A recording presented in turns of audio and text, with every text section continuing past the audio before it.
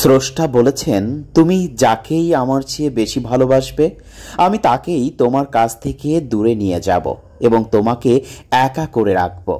তিনি আরও বলেছেন, কখনো বলবে না আমি তাকে ছাড়া বাঁচব না, তবে আমি তাকে ছাড়াই তোমাকে বাঁচাবো এবং পেছনের অনুগত সব আবেগ কেড়ে নিয়ে তোমাকে দিব্যির সামনে নিয়ে যাব।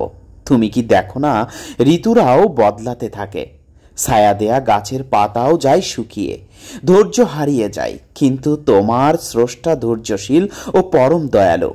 সেই ঝরে যাওয়া পাতার ডাল থেকেই আবার সবুজ পাতা গজায়। তুমি কি দেখো না, তোমার স্রষ্টার এই নিদর্শন, যে মানুষটাকে তুমি নিজের অংশ ভাবতে সেই মানুষটাই একদিন অচেনা হয়ে যায়, তোমার মন ভেঙে যায়, এমনকি তোমার বন্ধু শত্রুতে পরিণত হয়, আর শত্রু খানিক সময় পরে পরিণত হয় বন্ধুতে। যে মানুষটাকে নিজের জীবনের চেয়েও বেশি ভালোবাসতে সেও প্রতারণা করে।